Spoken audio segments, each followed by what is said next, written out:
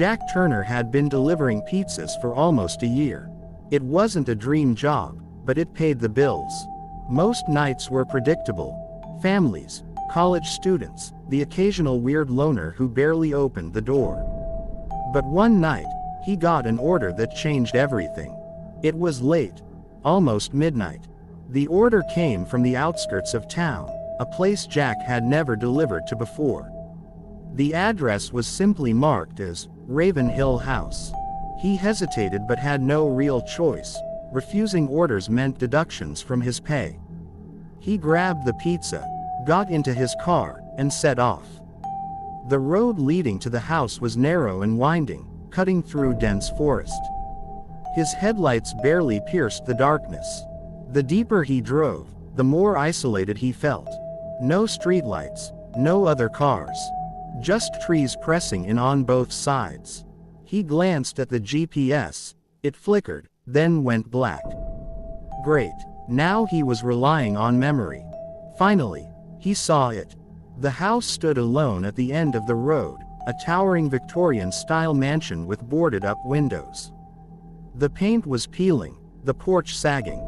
It looked abandoned, yet a single candle flickered behind the dirty glass. Jack parked, grabbing the pizza box with uneasy hands. As he approached the door, he noticed the doorknocker, a grotesque iron face, mouth open in a silent scream. Swallowing his nerves, he knocked. Silence. Then, footsteps. Slow, deliberate. The door creaked open an inch.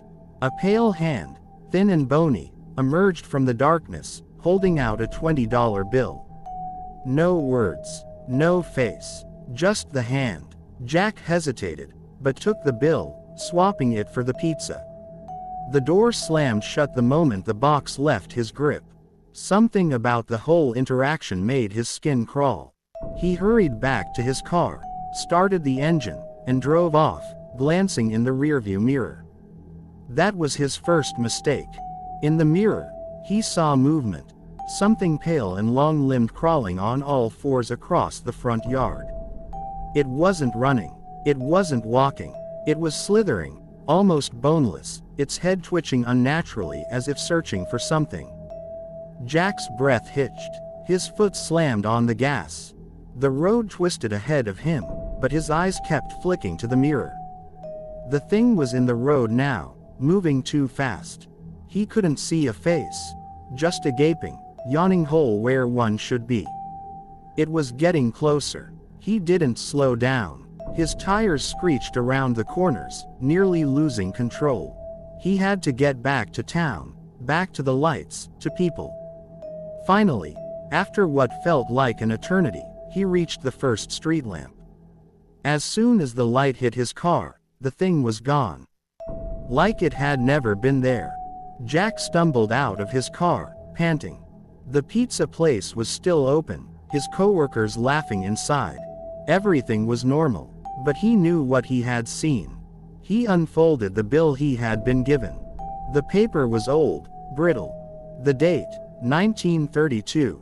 That was the last delivery Jack Turner ever made. But the nightmare wasn't over. That night, as Jack lay in bed, he heard something. At first, it was just a whisper. Then, scratching at his window. His apartment was on the second floor.